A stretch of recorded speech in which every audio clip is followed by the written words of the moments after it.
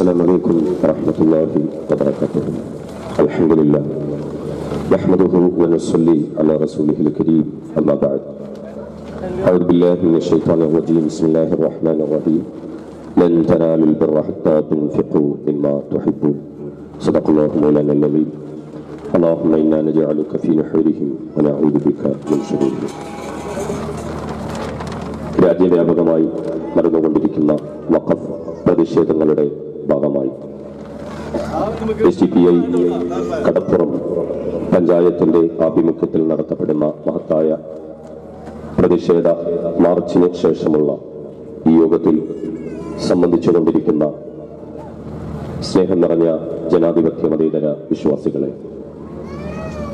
ഈ യോഗത്തിന്റെ അധ്യക്ഷൻ, അതുപോലെ ഉദ്ഘാടനകർമ്മം നിർവഹിച്ച പാർട്ടിയുടെ state president CPI Latheef Sahib, വേദിയിൽ സന്നിഹിതരായിരിക്കുന്ന മറ്റ് പാർട്ടിയുടെ വിവിധ പ്രതിനിധികളെ, ഇതിനെ കേൾക്കുന്ന ഇതിന്റെ പ്രവർത്തകരെ, സഹോദരങ്ങളെ, സഹോദരിമാരെ, ജനാധിപത്യ മതേതര വിശ്വാസികളെ, ഇന്ത്യ രാജ്യം വീണ്ടും ഒരു സ്വാതന്ത്ര്യ സമരത്തിലേക്ക് കടന്നിരിക്കുകയാണ്. നമുക്കറിയാം, RSS നേതൃത്വം കൊടുക്കുന്ന നിലവിലുള്ള ഈ രാജ്യത്തെ ഭരണകൂടം ഓരോ മാസങ്ങൾക്കും ഓരോ പുതിയ ബില്ലുകൾ ഈ രാജ്യത്ത് പാസാക്കിയെടുത്തുകൊണ്ടിരിക്കുകയാണ്. മുൻപിവിടെ സൂചിപ്പിച്ചതുപോലെ 2025 ഒരു പരിപൂർണ ബ്രാഹ്മണിക്കൽ ഹിന്ദു രാഷ്ട്രമായി പ്രഖ്യാപിക്കുവാൻ കച്ചകെട്ടി ഇറങ്ങിയിരിക്കുന്ന സംഘപരിവാരം ഈ പുതിയ ബില്ലുകളിലൂടെ ഈ രാജ്യത്തെ ജനാധിപത്യവും മതേതരത്വവും എന്നുള്ള ഈ രാജ്യത്തെ ജനങ്ങളുടെ സമ്പൂർണ്ണ സ്വാതന്ത്ര്യവുമെല്ലാം നിഷേധിച്ചുകൊണ്ടിരിക്കുകയാണ്. നമുക്കറിയാം, ഈ രാജ്യത്ത് സംഘപരിവാരത്തിന് ഒരു ചരിത്രമുണ്ട്. അത് ഒറ്റുകൊടുക്കലിന്റെയും രാജ്യശത്രുക്കളോടൊപ്പം ചേർന്നതിന്റെയും കലാപങ്ങളുടെയും കൊലപാതകങ്ങളുടെയും ബലാത്സംഗങ്ങളുടെയും ചരിത്രം മാത്രമാണ്. എന്നതല്ലാതെ ഈ രാജ്യത്തെ പ്രതിപക്ഷ പാർട്ടികളും നേതാക്കന്മാരും പറയുന്നത് പോലെ സ്വാതന്ത്ര്യ സമരത്തിന് വേണ്ടി RSSകാരന്റെ വീട്ടിലൊരു പട്ടി ചത്തുപോയ ചരിത്രം അവർക്ക് പറയാനില്ല എന്ന് മാത്രമല്ല, വെള്ളക്കാരുടെ ചെരുപ്പ് നോക്കിയും മൂട് താങ്ങിയും വെള്ളക്കാർക്ക് ഒറ്റുകൊടുത്തും ഈ രാജ്യത്തെ സ്വാതന്ത്ര്യ സമരത്തെ നശിപ്പിക്കാൻ ശ്രമിച്ച RSSന് വെള്ളക്കാരന്റെ ബൂട്ടടി ശബ്ദം കേട്ടുകൊണ്ട് ഓടുന്നതിനിടയിൽ ഒരു പഴത്തൊലിയിൽ ചവിട്ടി വീണും ചത്തുപോയ ഒരാളുടെ പോലും ചരിത്രം ഈ രാജ്യത്ത് അവകാശപ്പെടാനില്ല. അങ്ങനെയുള്ള സംഘപരിവാരം ഈ രാജ്യത്തിന്റെ അധികാരം കൈയാളിക്കഴിഞ്ഞപ്പോൾ നിയമനിർമ്മാണങ്ങളിലൂടെ ഈ രാജ്യത്തിന്റെ സ്വാതന്ത്ര്യം നശിപ്പിക്കുവാനുള്ള ശ്രമങ്ങൾ നടത്തിക്കൊണ്ടിരിക്കുകയാണ്. നമുക്കറിയാം, ഒരുപാട് കലാപങ്ങളിലൂടെ, അക്രമങ്ങളിലൂടെ ഈ രാജ്യത്ത് ഒരുപാട് പ്രശ്നങ്ങളെ സൃഷ്ടിച്ച സംഘപരിവാരം ഇവിടെ കലാപങ്ങളിലൂടെ ആയിരക്കണക്കിന് പതിനായിരക്കണക്കിന് മുസ്ലിമുകളുടെ ജീവിതം നശിപ്പിച്ചു കളഞ്ഞിട്ടുണ്ട്. സംഘപരിവാരം രാത്രിയുടെ മറവിൽ മുസ്ലിം ഗല്ലുകളിലേക്ക് കൂട്ടം കൂട്ടമായി കടന്നു വന്ന് പാവപ്പെട്ട മുസ്ലിം സഹോദരന്മാരെ വെട്ടിയും വെടിവെച്ചും തീ കൊളുത്തിയുമെല്ലാം കൊന്നുകളയുകയും ഇവിടെയുള്ള സഹോദരിമാരെ അതിക്രൂരമായി ബലാത്സംഗം ചെയ്യുകയും ചെയ്തിട്ടുള്ള സംഘപരിവാരം ഇതെല്ലാം അക്രമങ്ങളിലൂടെയും കലാപങ്ങളിലൂടെയും ഇരുളിന്റെ മറവിലുമൊക്കെയാണ് ഇവർ ചെയ്തുകൊണ്ടിരുന്നത് എങ്കിൽ ഇപ്പോൾ ഈ രാജ്യത്ത് സംഘപരിവാരം അതിനുവേണ്ടിയിട്ട് നിയമനിർമ്മാണങ്ങളും നടത്തിക്കൊണ്ടിരിക്കുകയാണ്. ഇന്നലകളിൽ കലാപങ്ങളിലൂടെ മുസ്ലിമുകളെ കൂട്ടക്കശാപ്പ് ചെയ്ത സംഘപരിവാരം അവർക്ക് വേണ്ടിയിട്ട് അതാത് നാടുകളിലുള്ള നിയമപാലകരും നീതിപീഠങ്ങളും അതിനൊത്താശ ചെയ്തു കൊടുക്കുകയും ചെയ്തിരുന്നുവെങ്കിൽ ഇനിയിപ്പോൾ പുതിയ പൗരത്വ ഭേദഗതി നിയമം കൊണ്ടുവന്ന് മുസ്ലിമുകളുടെ പൗരാവകാശങ്ങൾ പരിപൂർണമായും നിഷേധിച്ച് ഏത് പട്ടാപ്പകലും ഏത് സമയത്തും ഏത് സന്ദർഭങ്ങളിലും ഈ രാജ്യത്ത് പൗരത്വം നഷ്ടപ്പെട്ടു പോയ ഒരു മുസ്ലിമിനെ കശാപ്പ് ചെയ്യാമെന്നും കൂട്ടക്കൊല ചെയ്യാമെന്നും ഇവിടുത്തെ സഹോദരിമാരെ ബലാത്സംഗം ചെയ്യാൻ പറ്റുമെന്നുള്ള ഒരു നിയമ സംവിധാനത്തിലേക്ക് സംഘപരിവാരം ഈ രാജ്യത്തെ കൊണ്ടെത്തിച്ചിരിക്കുകയാണ്. അഥവാ ഇന്നലകളിൽ ഇരുളിന്റെ മറവിൽ ചെയ്തത് അവരിന്ന് പട്ടാപ്പകൽ ചെയ്യാൻ തുനിയുകയാണ്. ഇന്നലകളിൽ കലാപങ്ങളിലൂടെയും അക്രമങ്ങളിലൂടെയും നടത്തിയത് അവർ നിയമത്തിന്റെ പഴുതുകൾ ഉപയോഗിച്ചുകൊണ്ട് ചെയ്യാൻ തുനിയുകയാണ്. നമുക്കറിയാം, ഈ രാജ്യത്തെ കലാപങ്ങളിലൂടെ ഒട്ടേറെ മുസ്ലിം വീടുകളും സ്ഥാപനങ്ങളും നശിപ്പിക്കപ്പെട്ടിട്ടുണ്ട്, കൊള്ളയടിക്കപ്പെട്ടിട്ടുണ്ട്. കലാപാനന്തരം പട്ടിണിപ്പാവങ്ങളായ പാവപ്പെട്ട മുസ്ലിമുകളിൽ കയറിക്കിടക്കാൻ ഒരു കിടക്കാടം പോലും ഇല്ലാത്ത അവരുടെ സ്ഥാപനങ്ങളും അവരുടെ കെട്ടിടങ്ങളും നശിപ്പിക്കപ്പെട്ടു പോയി തെരുവുകളിൽ അന്തി ഉറങ്ങേണ്ടി വന്നിട്ടുള്ള ഒരുപാട് സംഭവങ്ങളും ചരിത്രങ്ങളും നമ്മുടെ മുന്നിലുണ്ട്.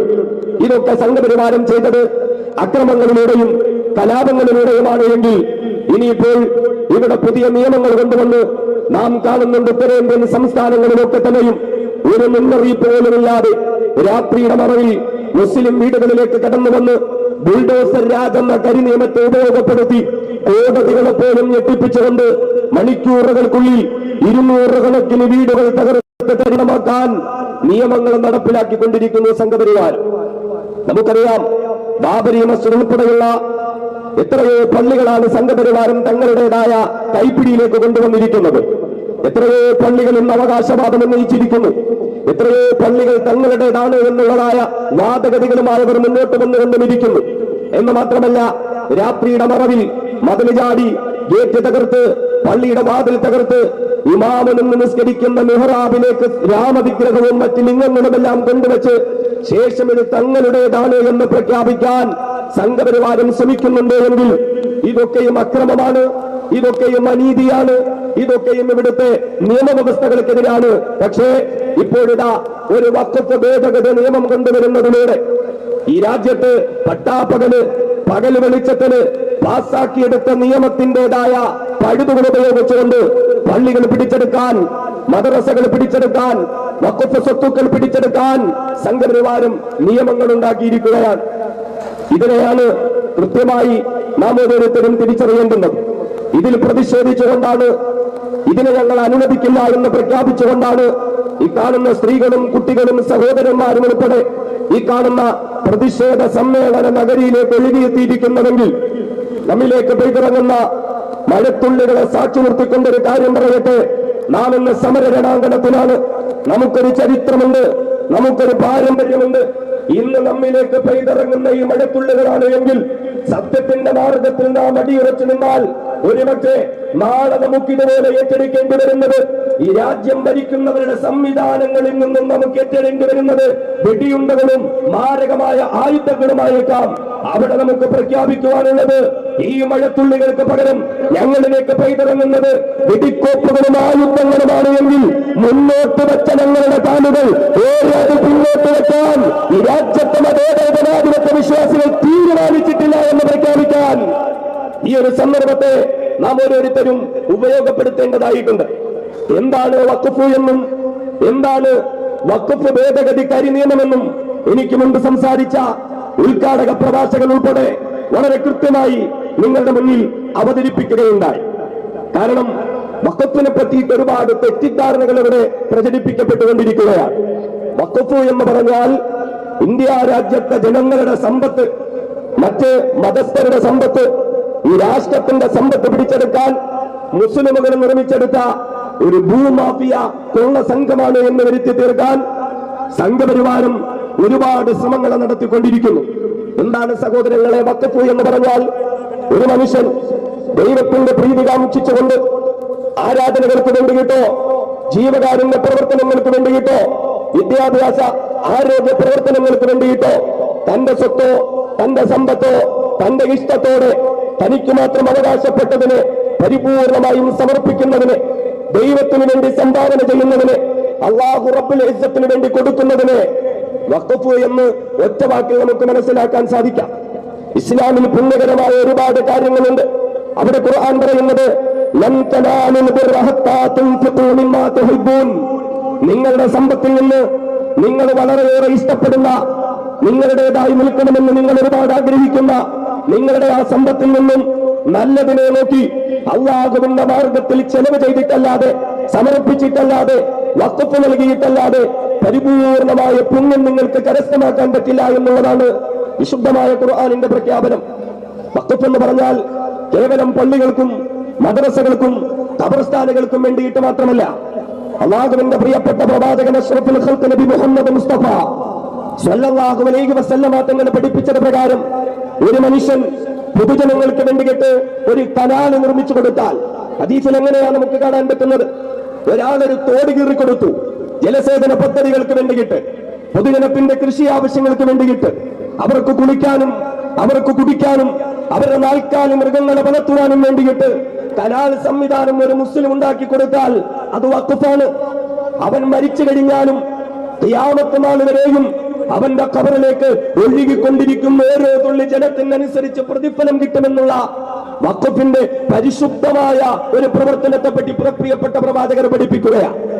ഒരാള് ഒരു കിണർ കുഴിച്ചു, പൊതുജനത്തിന് വേണ്ടി വഖഫ് ചെയ്തു. ഇവിടുത്തെ മുസ്ലിമിനും ഹിന്ദുവിനും ക്രിസ്ത്യാനിക്കും ശുദ്ധജലത്തിന് വേണ്ടിയിട്ട് ഞാനിതാ വഖഫ് ചെയ്തിരിക്കുന്നു എന്ന് പറഞ്ഞാൽ മരണത്തിനു ശേഷവും കൊല്ലങ്ങളോളം അവന് പ്രതിഫലം കിട്ടുന്ന ഒരു പ്രവർത്തനമാണ്. വീണ്ടും കാണാം, സഹർസൻ ഒരു മരം നട്ടു, ഒരാളൊരു തോട്ടമുണ്ടാക്കി, ആ തോട്ടത്തിന്റെ വരുമാനം പാവങ്ങൾക്ക് വേണ്ടി അയാൾ മാറ്റിവെച്ചു. അവന് മരണാനന്തരവും അത് പ്രതിഫലം കിട്ടുന്നതാണ്. ഈ ഹദീസിൽ 7 കാര്യങ്ങൾ റസൂലുള്ളാഹി തങ്ങൾ പറയുമ്പോൾ അവസാന സന്ദർഭങ്ങളിലാണ് അവിടുന്ന് പള്ളിയുടെ കാര്യം പറയുന്നതെങ്കിൽ, മദ്രസയുടെ കാര്യം പറയുന്നതെങ്കിൽ, ഖുർആനിന്റെ കാര്യം പറയുന്നതെങ്കിൽ കേവലം മുസ്ലിമുകൾക്ക് തടിച്ചു വീർക്കുവാനോ മുസ്ലിമുകളുടെ സമ്പത്തിന്റെ ആധിക്യം വർദ്ധിപ്പിക്കുവാനോ വേണ്ടി ഉണ്ടാക്കിയെടുത്ത സംഘപരിവാരം പറയുന്നത് പോലെയുള്ള ഒരു ഭൂമാഫിയ കൊള്ള സംഘമല്ല വഖഫും വഖഫ് ബോർഡും എന്നീ രാജ്യത്ത് പരിചയപ്പെടുത്തപ്പെടുന്ന ഇസ്ലാമിക പ്രവർത്തനം എന്ന് പറയുന്നത്. ഒരു മനുഷ്യന് അവന്റെ വ്യക്തിപരമായ ഒരു സ്വത്ത്, ഒരാളുടെ കയ്യിൽ 50 ഏക്കർ സ്ഥലമുണ്ട് എങ്കിൽ അത് അയാളുടെ സ്വത്താണ്. അയാൾക്ക് ഇഷ്ടമനുസരിച്ച് ക്രയവിക്രയം നടത്താം, അയാൾക്ക് ഇഷ്ടപ്പെട്ട വിലയിൽ അത് വിൽക്കാം, അയാൾക്ക് ഇഷ്ടപ്പെട്ടതുപോലെയൊക്കെ അത് ഉപയോഗിക്കാം. ഈ രാജ്യത്ത് അതിന് നിയമങ്ങളും സംവിധാനങ്ങളുമുണ്ട്. എന്നാൽ ഒരു വ്യക്തിയുടെ മാത്രമായ ഒരു 50 ഏക്കർ സ്ഥലത്തെ അല്ലെങ്കിൽ ഒരു സമ്പാദ്യത്തെ ആ വ്യക്തിയിൽ നിന്നും മാറ്റി പരിപൂർണമായും രാജ്യത്തിൻ്റെതാക്കി മാറ്റുന്ന, പൊതുജനത്തിൻ്റെതാക്കി മാറ്റുന്ന, പൊതുജനത്തിന് പ്രയോജനം കിട്ടുന്നതാക്കി മാറ്റുന്ന മഹത്തായ പ്രതിഫലാർഹമായ പുണ്യകരമായ ഒരു പ്രവർത്തനത്തിനാണ് വഖഫ് എന്ന് പറയുന്നത്. ഒരു വ്യക്തിയുടെ സ്വത്തിനെ പൊതുജനത്തിന്റെ സ്വത്താക്കി മാറ്റുന്ന മഹത്തായ ഒരു പ്രഖ്യാപനമാണ് വഖഫ്. ഇത്രയും പരിശുദ്ധമായ, ഇത്രയും പരിപാവനമായ, ഇത്രയും പ്രതിഫലാർഹമായ ഈ വഖഫ് എന്ന പ്രത്യയ ശാസ്ത്രത്തെയാണ് സംഘപരിവാരം മോശമായി ഇവിടെ ചിത്രീകരിക്കുന്നത്. ഒരു കാര്യം കൂടി പറഞ്ഞു കൊള്ളട്ടെ, RSSകാർ ഇവിടെ പറഞ്ഞു നടക്കുന്നത് പോലെ മോശമായ ഒരു പ്രവർത്തനമല്ല വഖഫ് എന്ന് പറയുന്നത്. RSSകാർ ഇവിടെ എന്താണ് ചെയ്യുന്നത്?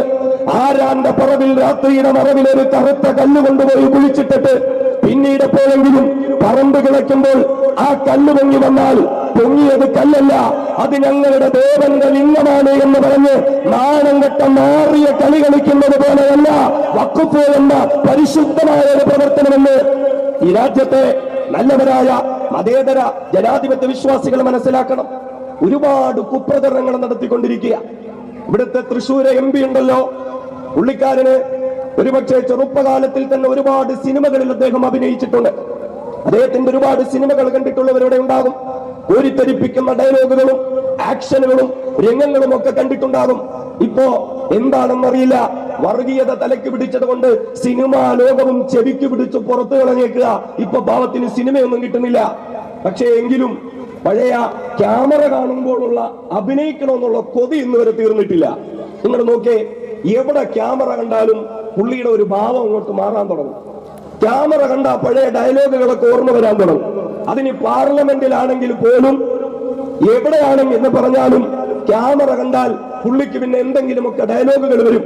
വഖഫിനെ പറ്റിയിട്ട് അങ്ങനെ ഈ തൃശ്ശൂരിന്റെ ബഹുമാന്യനായ MP സുരേഷ് ഗോപി ഒരു കാര്യം പറയുകയുണ്ടായി. 4 ആംഗലേയ അക്ഷരങ്ങൾ ഉൾക്കൊള്ളുന്ന ഒരു ബോർഡ് എന്നാണ് അദ്ദേഹം പറഞ്ഞത്. എന്താണ് 4 ആംഗലേയ അക്ഷരങ്ങൾ ഉൾക്കൊള്ളുന്ന ഒരു ബോർഡ്? ഞാനതിന്റെ പേര് പറയാൻ പോലും ഇഷ്ടപ്പെടുന്നില്ല എന്ന്. മിസ്റ്റർ സുരേഷ് ഗോപി, നിങ്ങൾക്ക് പേര് പറയാൻ ഇഷ്ടമുണ്ടായാലും ഇല്ലെങ്കിലും ഒരു കാര്യം പറയട്ടെ, വഖഫ് എന്ന പൊതുജനത്തിന്റെ ക്ഷേമ പ്രവർത്തനങ്ങൾക്ക് വേണ്ടി തന്റെ സ്വത്തുക്കൾ സമർപ്പിക്കുന്ന പരിശുദ്ധമായ ഒരു പ്രവർത്തനത്തെ പറ്റി പറയാൻ നിങ്ങളുടെ നാവിന് യോഗ്യതയില്ല എന്നാണ് നിങ്ങൾ മനസ്സിലാക്കേണ്ടുന്നത്. ഇഷ്ടപ്പെട്ടാലും ഇഷ്ടപ്പെട്ടില്ല എങ്കിലും. എന്നിട്ട് അദ്ദേഹം പറഞ്ഞെന്താ, ഇത്രയും കിരാതമായ ഒരു പ്രവർത്തനം ഈ രാജ്യത്ത് നടക്കുന്നുണ്ടോ? 4 ആംഗലേയ അക്ഷരങ്ങൾ ഉൾക്കൊള്ളുന്ന ഈ ബോർഡിനെ പോലെ ഇത്രയും കിരാതമായ ഒരു പ്രവർത്തനം ഇവിടെ നടത്തപ്പെടുന്നുണ്ടോ എന്നാണ് ചോദിച്ചത്. എന്നാൽ മിസ്റ്റർ സുരേഷ് ഗോപി, താങ്കൾ പ്രതിനിധാനം ചെയ്യുന്ന RSS എന്ന 3 ആംഗലേയ അക്ഷരങ്ങൾ ഉൾക്കൊള്ളുന്ന വൃത്തികെട്ട വർഗീയ പ്രസ്ഥാനത്തെക്കാൾ എന്ത് കിരാതമായ പ്രവർത്തനമാണ് ഇന്ത്യ രാജ്യത്ത് തങ്ങൾക്ക് മറ്റൊന്ന് പറയാനുള്ളത്? ഈ നിലയിൽ വഖഫിനെ വളരെ മോശമായി പരിചയപ്പെടുത്തുക.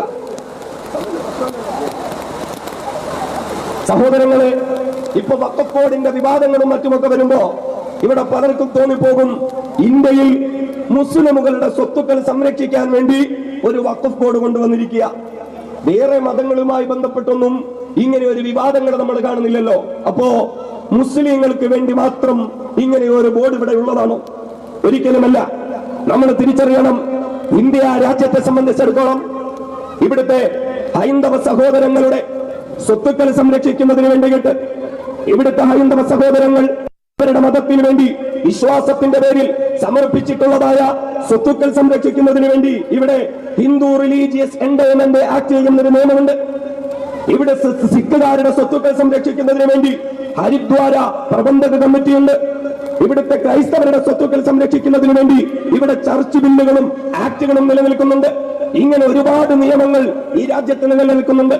പിന്നെ ഈ വഖഫ് ബോർഡ് എവിടെ നിന്ന് വന്നതാണ്? ഇവിടുത്തെ മുസ്ലിമുകൾ ഉണ്ടാക്കിയ ഒരു നിയമമല്ല, ഇവിടെ SDP ഉണ്ടാക്കിയ ഒരു നിയമമല്ല, മുസ്ലിം ലീഗോ ജമാഅത്ത് ഇസ്ലാമിയോ PDP ഉണ്ടാക്കിയ ഒരു നിയമമല്ല. നേരെ മറിച്ച് ബ്രിട്ടീഷുകാരുടെ ഭരണകാലഘട്ടത്തിൽ ജീവകാരുണ്യ പ്രവർത്തനങ്ങൾക്ക് വേണ്ടി സമർപ്പിച്ച സമ്പത്തുകൾ ഏത് നിലയിൽ വിനിയോഗിക്കണം എന്നുള്ള കാര്യത്തിന് വേണ്ടിയിട്ട് 1863 റിലീജിയസ് എൻഡോവ്മെന്റ് ആക്ട് എന്നൊരു നിയമം ഇവിടെ കൊണ്ടുവന്നിരുന്നു. ശേഷം 913 വഖഫ് വാലിഡേറ്റിംഗ് ആക്ട് എന്നൊരു നിയമത്തിലേക്ക് എത്തി. വീണ്ടും 7 കൊല്ലം കഴിഞ്ഞപ്പോൾ charitable and religious trust act എന്നൊരു നിയമം കൊണ്ടുവന്നു. 3 കൊല്ലങ്ങൾക്ക് ശേഷം ഈ നിയമങ്ങളിൽ ഭേദഗതി വരുത്തി വഖഫ് സ്വത്തുക്കളുടെ സംരക്ഷണത്തിന് വേണ്ടി മുസൽമാൻ വഖഫ് ആക്ട് എന്നൊരു നിയമം. അതിനുശേഷം 1947 വിഭജനാനന്തരം ഒരുപാട് മുസ്ലിമുകൾ, ഒരുപാട് സമ്പന്നന്മാർ പാകിസ്ഥാനിലേക്ക് കുടിയേറി പാർത്തപ്പോൾ ഇവിടെ വിട്ടേച്ചിട്ട് പോയ ഈ സമ്പത്ത് എന്ത് ചെയ്യണം? അത് അന്യാധീനപ്പെട്ടു പോകും, ആർക്കും പ്രയോജനമില്ലാതെയായി പോകും. അത് ഈ രാജ്യത്തെ മുസ്ലിമുകൾക്ക് വേണ്ടി ഉപയോഗപ്പെടുത്തണമെന്ന് ജവഹർലാൽ നെഹ്റുവിനെ പോലെ, അബുൽ കലാം ആസാദിനെ പോലെയുള്ള രാജ്യത്തിന്റെ നേതാക്കന്മാർ ആലോചിക്കുകയും ആ സ്വത്തുക്കൾ മുഴുവനും വഖഫിലേക്ക്, വഖഫ് ബോർഡിലേക്ക് കൈമാറ്റാൻ തീരുമാനമെടുത്തു. അങ്ങനെ 984 യൂണിയൻ ഗവൺമെന്റ് വഖഫ് ആക്ട് കൊണ്ടുവരികയും ശേഷം 984 ഭേദഗതികൾ വരുത്തി അവസാനം 1995 നിലവിലുള്ള വഖഫ് ആക്ടുകൾ ഇന്ത്യ രാജ്യത്ത് കൊണ്ടുവരികയും ചെയ്തു. ഇതൊക്കെ ഈ രാജ്യം ഭരിക്കുന്ന ഭരണാധികാരികൾ വെള്ളക്കാരുടെ കാലഘട്ടം മുതൽ തന്നെ ഈ രാജ്യത്ത് കാരുണ്യ പ്രവർത്തനങ്ങൾക്ക് വേണ്ടിയിട്ടുള്ള സ്വത്തുക്കൾ വിനിയോഗിക്കുന്നതിനായിട്ട് കൊണ്ടുവന്ന നിയമമാണ്, അല്ലാതെ മുസ്ലിമുകൾ കൊണ്ടുവന്നതല്ല. എന്ന് മാത്രമല്ല, വഖഫിനെ പറ്റിയിട്ടുള്ള ഒരു വലിയ കുപ്രചരണം നിങ്ങൾ അതിനെപ്പറ്റി പഠിക്കണം. പാർലമെന്റിൽ പോലും ഇതിനെപ്പറ്റി ചോദ്യങ്ങൾ ഉന്നയിക്കപ്പെടുകയുണ്ടായി. എന്താണ് ഇവിടെ പറയുന്നത്? ഇന്ത്യയുടെ ഭൂസ്വത്തിൽ, ഇന്ത്യ രാജ്യത്ത് റെയിൽവേ മന്ത്രാലയം കഴിഞ്ഞാൽ, ഇവിടുത്തെ പ്രതിരോധ വകുപ്പ് കഴിഞ്ഞാൽ ഭൂസ്വത്തിന്റെ കാര്യത്തിൽ 3-ാം സ്ഥാനത്ത് ഇവിടുത്തെ വഖഫ് ബോർഡാണ്. കേൾക്കുമ്പോ തന്നെ, ഇങ്ങനൊരു കാര്യം അറിയുമ്പോ തന്നെ എല്ലാവരും ചിന്തിച്ചു പോകില്ലേ, ഒരു മതത്തിന് ഇത്രയേറെ സ്വത്തുക്കളോ? ഏകദേശം 8.7 ലക്ഷം വഖഫുകളിൽ നിന്നായി 9.4 ലക്ഷം ഏക്കർ ഭൂമിയാണ് വഖഫിന്റെ സ്വത്തായി രാജ്യത്ത് കൃത്യമായ നിലയിൽ അറിയിക്കപ്പെടുന്നത്. ഇന്ത്യ രാജ്യം മുഴുവനുമായി 9.4 ലക്ഷം ഏക്കർ ഭൂമി. ഇത് ആഭ്യന്തര മന്ത്രാലയവും റെയിൽവേ മന്ത്രാലയവും കഴിഞ്ഞാൽ ഇന്ത്യയിൽ 3-ാമത്തെ സ്വത്ത് വഖഫ് ബോർഡിനാണെന്നാണ് പറയുന്നത്. എന്നാൽ വസ്തുതകൾ എന്താ? ഞാൻ അറിഞ്ഞത് പ്രകാരം പാർലമെന്റിൽ നടന്ന വാഗ്വാദത്തിൽ ബഹുമാനരായ കപിൽ സിബലിനെ പോലെയുള്ളതായ ആളുകൾ പോലും അവിടെ കൃത്യമായ കണക്കുകൾ നിരത്തുകയുണ്ടായി. All India Muslim personal law ബോർഡിന്റെ സമാദരണീയനായ അധ്യക്ഷൻ മൗലാന ഖാലിദ് സൈഫുല്ലാ റഹ്മാനി അദ്ദേഹം പോലും പറയുകയുണ്ടായി, തമിഴ്നാട്ടിൽ മാത്രം, തമിഴ്നാട്ടിലെ ഹിന്ദു എൻഡോവ്മെന്റിന്റെ കണക്ക് പ്രകാരം 4,78,000 ഏക്കർ ഭൂമിയുണ്ട്. തമിഴ്നാട്ടിൽ മാത്രം 4,78,000 ഏക്കർ ഭൂമിയുണ്ട്. ആന്ധ്രാപ്രദേശിൽ 4,68,000 ഏക്കർ ഭൂമിയുണ്ട്. ഇങ്ങനെ 2 സംസ്ഥാനങ്ങളിൽ മാത്രം എടുക്കുമ്പോൾ 9.4 ലക്ഷം ഏക്കർ ഭൂമിയായി എന്ന് പറഞ്ഞാൽ, എന്റെ പ്രിയപ്പെട്ട സഹോദരങ്ങളെ, ഈ രാജ്യത്ത് ഇന്ത്യ രാജ്യം മുഴുവനുമുള്ള വഖഫ് സ്വത്തിനേക്കാളും വഖഫിന്റെ ഭൂമിയെക്കാളും ഇന്ത്യ രാജ്യത്ത് ഇവിടുത്തെ ഹൈന്ദവ സഹോദരങ്ങളുടെ സ്വത്ത് 2 സംസ്ഥാനങ്ങളിൽ നിന്ന് എടുക്കുമ്പോൾ തന്നെ എത്തിച്ചേർന്നു എന്ന് പറയുമ്പോൾ വഖഫിനെ പറ്റിയിട്ടുള്ള കള്ളപ്രചരണങ്ങളാണ് ഇവിടെ നടക്കുന്നത്.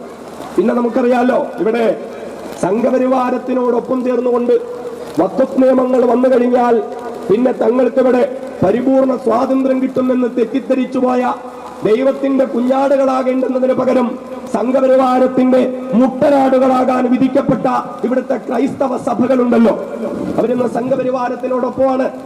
വഖഫ് ഭേദഗതി നിയമം പാസാക്കപ്പെട്ടപ്പോൾ അവരുടെ ക്യാമ്പുകളിൽ പടക്കം പൊട്ടിക്കുകയാണ്. വഖഫ് നിയമങ്ങൾ പാസാക്കപ്പെട്ടപ്പോൾ അവർ മധുരം വിതരണം ചെയ്യുകയാണ്. തങ്ങൾക്ക് വേണ്ടിയിട്ടാണ് ഈ നിയമം കൊണ്ടുവന്നത് എന്നവർ തെറ്റിദ്ധരിച്ചുപോയി. പക്ഷെ ഇപ്പോൾ അവർ മനസ്സിലാക്കി. കാരണം വഖഫ് നിയമം പാസാക്കപ്പെട്ട് തൊട്ടടുത്ത ദിവസം RSSന്റെ മുഖപത്രമായ ഓർഗനൈസറിൽ കൃത്യമായ കണക്കുകൾ നിരത്തിക്കൊണ്ട് ലേഖനങ്ങൾ വരികയാണ്. ഇന്ത്യ രാജ്യത്ത് വഖഫ് ബോർഡിനേക്കാൾ സമ്പത്തുള്ളത് ക്രൈസ്തവ സഭകൾക്കാണ്. 100 കൊല്ലം 180 കൊല്ലം പാട്ടക്കരാർ അനുസരിച്ച് വെള്ളക്കാർ ഇവിടുത്തെ ക്രൈസ്തവ സഭകൾക്ക് ഒരുപാട് സ്വത്തുക്കൾ കൊടുത്തിട്ടുണ്ട്. ആ കരാർ തിരിച്ചു കഴിഞ്ഞതുകൊണ്ട് കേന്ദ്ര സർക്കാരുകൾ അത് പിടിച്ചെടുക്കണം. ആരാ പറയുന്നത്? ഇവിടുത്തെ ക്രൈസ്തവ സഭകൾ ഏതൊരു RSSനെ വിശ്വസിച്ചോ ആ RSSന്റെ മുഖപത്രമാണ് പറയുന്നത്. ഞാൻ ഒരുപാട് വിശദീകരിക്കുന്നില്ല. ഈ നിയമത്തിന്റെ അപകടങ്ങളെ പറ്റിയിട്ട്, ഈ നിയമത്തിന്റെ പ്രശ്നങ്ങളെ പറ്റിയിട്ട് എനിക്ക് മുമ്പ് ഇവിടെ കൃത്യമായി സൂചിപ്പിക്കുകയുണ്ടായി. എന്തിനാണ് ഈ നിയമം കൊണ്ടുവന്നത്? ഉമ്മീദ് എന്നാണ് ഈ നിയമത്തിന്റെ പേര്. പ്രത്യാശ, പ്രതീക്ഷ എന്നൊക്കെയാണ് അതിന്റെ അർത്ഥം. ഈ നിയമം എന്തിനാണ് ഇവിടെ കൊണ്ടുവന്നിട്ടുള്ളത്? ഈ നിയമം എന്തിനാണ് ഇവിടെ കൊണ്ടുവന്നിട്ടുള്ളത്? ഇന്ത്യ രാജ്യത്തിന്റെ ബഹുമാന്യനായ പ്രധാനമന്ത്രി പറഞ്ഞ എന്താണെന്നറിയോ? വഖഫ് സ്വത്തുക്കളൊക്കെ കൃത്യമായ നിലയിൽ ഉപയോഗപ്പെടുത്തിയിരുന്നു എങ്കിൽ ഇന്ത്യയിലെ മുസ്ലിം ചെറുപ്പക്കാർക്ക് പഞ്ചറൊട്ടിച്ച് ജീവിക്കേണ്ടി വരുമായിരുന്നത്രേ. നമ്മളൊന്ന് നോക്കേ, ഇതാരായി പറയുന്നേ? വഖഫ് സ്വത്തുക്കളൊക്കെ കൃത്യമായി ഉപയോഗപ്പെടുത്തിയിരുന്നെങ്കിൽ ഇന്ത്യയിലെ മുസ്ലിമുകൾക്ക് പഞ്ചറൊട്ടിച്ച് ജീവിക്കേണ്ടി വരുമായിരുന്നത്രേ. സ്കൂളിൽ പോലും പോകാതെ റെയിൽവേ പ്ലാറ്റ്ഫോമുകളിൽ ചായക്കച്ചവടം ചെയ്ത് ജീവിച്ച ഒരു ചെറുപ്പക്കാരൻ പറയാണ് മുസ്ലിം ചെറുപ്പക്കാരുടെ ഒരു ദുരവസ്ഥയെ പറ്റിയിട്ട്. ഞങ്ങൾക്ക് തിരിച്ചു പറയാനുള്ളത്, RSSന്റെ പണം രാജ്യദ്രോഹ പ്രവർത്തനങ്ങൾക്ക് വേണ്ടി ഉപയോഗിക്കുന്നതിന് പകരം ഈ രാജ്യത്തിന് വേണ്ടി ഉപയോഗിച്ചിരുന്നു എങ്കിൽ നരേന്ദ്രമോദിയെ പോലെയുള്ള ആളുകൾക്ക് ചായക്കച്ചവടം ചെയ്ത് ജീവിക്കേണ്ടി വരുമായിരുന്നില്ലല്ലോ. അവരാണ് ഇന്ത്യയിലെ മുസ്ലിമുകളെ പഠിപ്പിച്ചുകൊണ്ടിരിക്കുന്നത്. നമ്മളൊരു കാര്യം തിരിച്ചറിയണം. അങ്ങനെയാണ് എങ്കിൽ വിനീതൻ ജോലി ചെയ്യുന്നത് തിരുവനന്തപുരം ജില്ലയിലാണ്. ആ തിരുവനന്തപുരം ജില്ലയിൽ ഒരാരാധനാലയമുണ്ട്. ശ്രീ പത്മനാഭസ്വാമി ക്ഷേത്രം എന്നറിയപ്പെടുന്ന ഒരാരാധനാലയം. അതിന്റെ പ്രത്യേകത എന്താണ്? ഇന്ത്യയിലെന്നല്ല, ലോകത്തെ ഏറ്റവും വലിയ സമ്പാദ്യമുള്ള ആരാധനാലയം. 6 അറകളാണ് അവിടെയുള്ളത്. 5 അറകൾ തുറക്കുമ്പോൾ തന്നെ ഈ രാജ്യത്തിന്റെ പട്ടിണി മാറ്റാനുള്ള സമ്പത്ത് അതിന്റെ ഉള്ളിലുണ്ട്. ഏറ്റവും വലിയ നിലവറയായ ബി നിലവറ ഇന്നുവരെയും തുറന്നിട്ടില്ല. ഇതുവരെയും എടുത്ത കണക്കുകൾ പ്രകാരം കണക്കെടുത്ത സർവേ ഉദ്യോഗസ്ഥന്മാർ പറയുന്നത് 800 കിലോയോളം സ്വർണ്ണ നാണയങ്ങൾ അവിടെയുണ്ട്. 1ഉം 2ഉം അല്ല, 800 കിലോ തനിത്തങ്കം സ്വർണ്ണ നാണയങ്ങൾ അവിടെയുണ്ട്. അതിൽ ഒരു സ്വർണ്ണ നാണയത്തിന് 2.25 കോടിയോളം വില വരും. അതൊന്ന് ചിന്തിക്കണം, ഒന്ന് കണക്കൂട്ടി നോക്കണേ.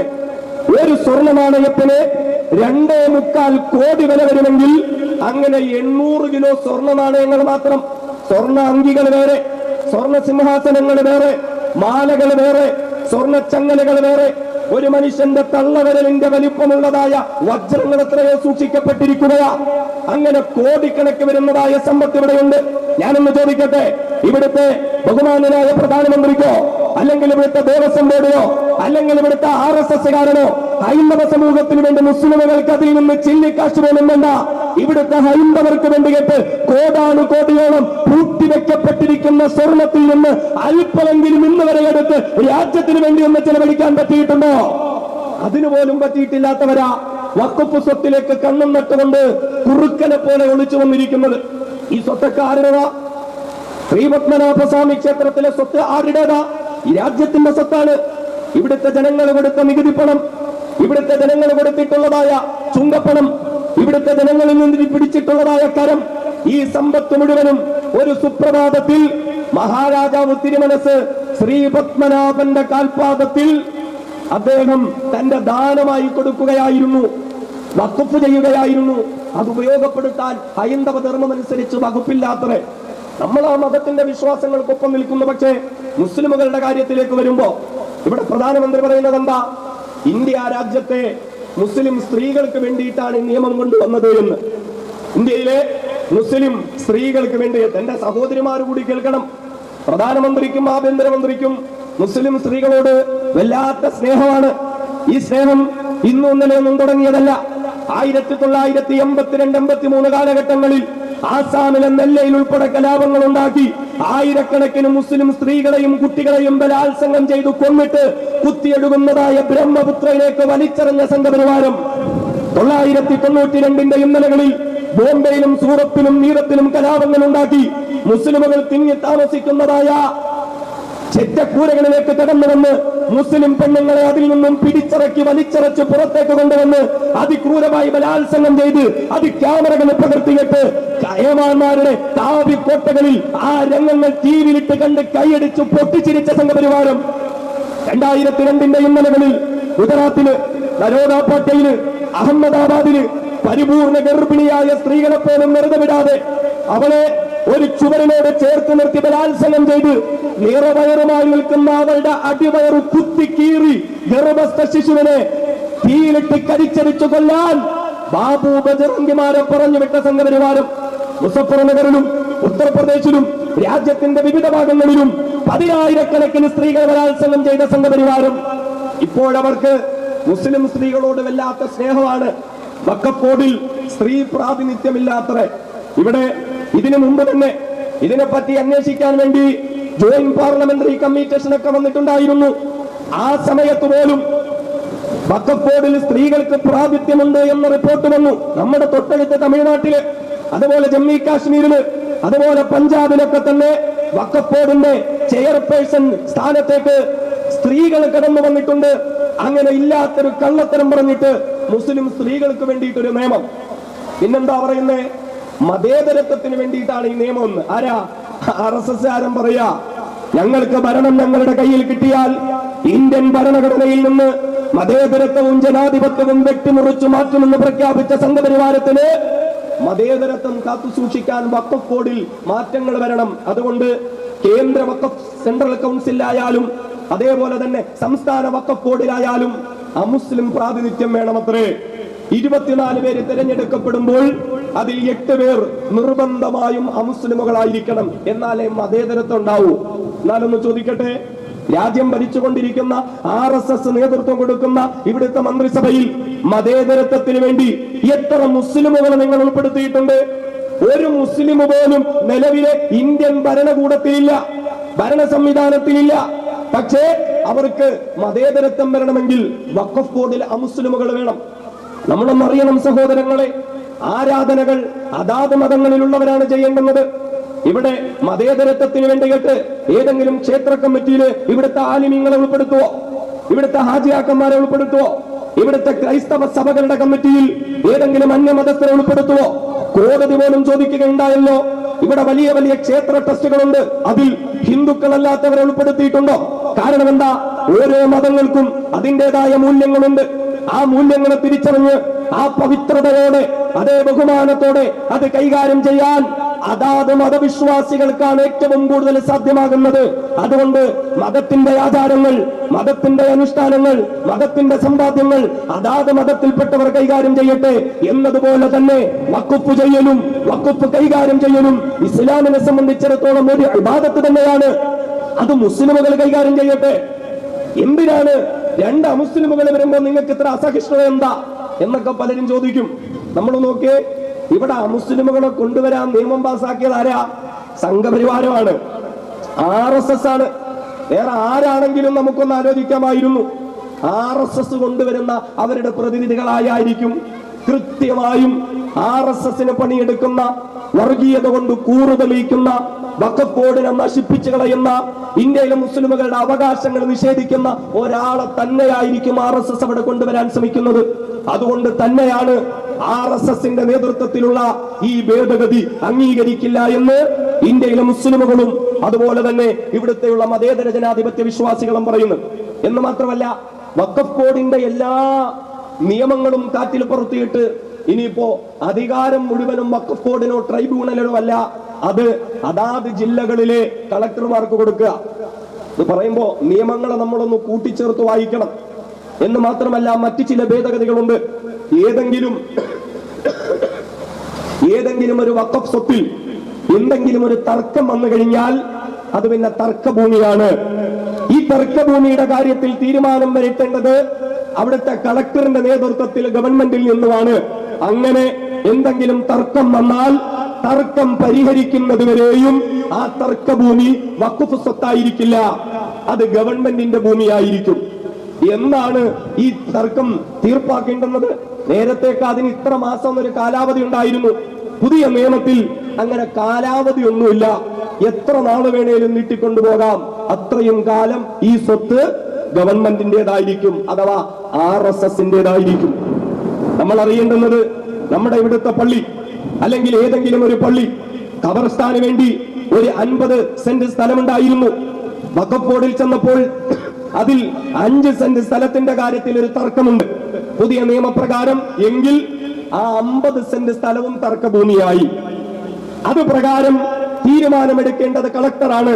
അപ്പോ കളക്ടറിന്റെ ഉത്തരവ് വരുന്നു, 50 സെന്റ് സ്ഥലവും ഇനി ഗവൺമെന്റിന്റേതാണ് എന്ന് പറഞ്ഞാൽ കൊല്ലങ്ങളായി ഖബറടക്കാൻ വേണ്ടി ഉപയോഗിച്ചിരുന്ന 50 സെന്റ് സ്ഥലം ഇനി ഖബർസ്ഥാനല്ല, അത് ഗവൺമെന്റിന്റേതാണ്.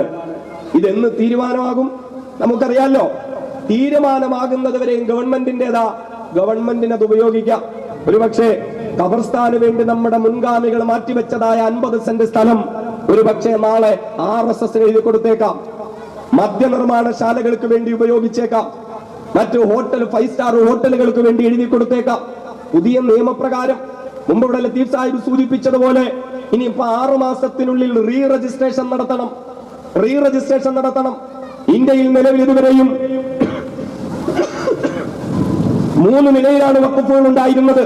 ഒന്ന്, വഖഫ് നാമ പ്രകാരം കൃത്യമായ രജിസ്ട്രേഷനോട് കൂടിയിട്ട്. രണ്ടാമത്തേത് വഖഫ് ബൈ ഓറൽ, വാക്കാലുള്ള വഖഫ്, അതിനെ പറ്റിയൊക്കെ മുമ്പ് ഇവിടെ സൂചിപ്പിച്ചു. മൂന്നാമത്തേത് വഖഫ് ബൈ യൂസർ. പുതിയ നിയമപ്രകാരം വഖഫ് ബൈ ഓറൽ അഥവാ വാക്കാലുള്ള വഖഫിന് നടക്കില്ല. പിന്നെ വഖഫ് ബൈ യൂസർ ഉണ്ട്. കൊല്ലങ്ങളായി മുസ്ലിമുകൾ ആരാധനകൾക്ക് വേണ്ടി ഉപയോഗിച്ചു വന്ന പ്രദേശങ്ങളുണ്ട്. എന്ന് പറഞ്ഞാൽ നമുക്കറിയാം, മുൻഗാമികളായ രാജാക്കന്മാർ ഇവിടെ ഉണ്ടായിരുന്നു. ആ രാജാക്കന്മാർ മുസ്ലിമുകൾക്ക് വേണ്ടി ആരാധനകൾക്ക് വിട്ടുകൊടുത്ത സ്ഥലം ഇത് മുസ്ലിങ്ങൾക്ക് മാത്രമൊന്നുമല്ലല്ലോ, ഹിന്ദുക്കൾക്കും ക്രിസ്ത്യാനികൾക്കും വിട്ടുകൊടുത്തിട്ടുണ്ട്. കേരളത്തിൽ തന്നെ എത്രയോ സ്ഥലങ്ങൾ നമുക്കറിയാലോ. നമ്മുടെ ഇവിടെ ഗുരുവായൂർ ക്ഷേത്രത്തിന് ഏക്കർ കണക്കിന് സ്ഥലം ചാവക്കാട് അഹമ്മദ് ഹാജിയിൽ നിന്നും ക്ഷേത്രത്തിന് വേണ്ടി വിട്ടുകൊടുത്തതാരാ? ബഹുമാനായ ടിപ്പു സുൽത്താൻ റഹ്മത്തുള്ളാഹി അലൈഹി ആയിരുന്നു. അതിന്റെ രേഖകൾ ഇന്നുണ്ട്. മഹാനായ ഔറംഗസീബ് ആലംഗീരി ഇന്ത്യ രാജ്യത്ത് 90-ലധികം ക്ഷേത്രങ്ങൾക്ക് വേണ്ടി സ്ഥലം കൊടുത്തിട്ടുണ്ട്. അതുപോലെ തന്നെ ഹൈന്ദവരായ രാജാക്കന്മാർ മുസ്ലിമുകൾക്കും സ്ഥലം തന്നിട്ടുണ്ട്. ചേരമാൻ പെരുമാൾ ക്ഷേത്രം, മഹാനായ ചേരമാൻ പെരുമാൾ താജുദ്ദീൻ റളിയല്ലാഹു അൻഹു. നമ്മളൊന്നറിയാം, വഖഫ് സ്വത്തുകൾ എന്ന് പറഞ്ഞാൽ ഞാൻ നേരത്തെ പറഞ്ഞല്ലോ, ബഹുമാനത്തോടു കൂടി തന്നെയാ പറയുന്നത്. കാരണം ശ്രീപത്മനാഭസ്വാമി ക്ഷേത്രത്തിലെ കോടാനുകോടി സമ്പത്ത്, അവിടുത്തെ ബി നിലവറ ഇന്ന് വരെ തുറന്നിട്ടില്ല. ആ ബി നിലവറയുടെ കവാടത്തിന്റെ മുന്നിൽ ഒരു നാഗന്റെ ചിത്രമുണ്ട്. അപ്പോ ദേവപ്രശ്നം വെച്ച് നോക്കിയപ്പോൾ ഹൈന്ദവ വിശ്വാസ പ്രകാരം അത് തുറക്കാൻ പാടില്ലാത്രേ. അതിനുള്ളിൽ വലിയ വിഷസർപ്പങ്ങളുണ്ട്. അത് തുറന്നാൽ അനിഷ്ടങ്ങൾ ഒരുപാട് സംഭവിക്കും. ഏതെങ്കിലും ഒരു മുസ്ലിം സംഘടന ഇവിടെ സമരം നടത്തിയോ അതൊന്നുകൂടെ പറ്റൂല, തുറക്കണമെന്ന് പറഞ്ഞിട്ട്, ഹൈന്ദവരുടെ വിശ്വാസം അതാണെങ്കിൽ, ഹൈന്ദവരുടെ ആചാരം അതാണെങ്കിൽ അവിടെ നടന്നോട്ടെ. പക്ഷേ മുസ്ലിമുകളുടെ കാര്യത്തിൽ വരുമ്പോൾ മാത്രം എന്തുകൊണ്ടത് പറ്റുന്നില്ല? മുൻഗാമികളായ മുസ്ലിം രാജാക്കന്മാർ ഇന്ത്യയിലെ മുസ്ലിമുകൾക്ക് വേണ്ടി തന്നിട്ടുള്ള സമ്പത്ത് അത് ഹൈന്ദവർക്കും ക്രൈസ്തവർക്കും ഒരുപാട് വാരിക്കോരി കൊടുത്തിട്ടുണ്ട്. അങ്ങനെ കൊടുത്തിട്ടുള്ള സമ്പത്ത് വഖഫ് ബൈ യൂസർ പ്രകാരം വഖഫ് ബോർഡിന്റേതാണ്.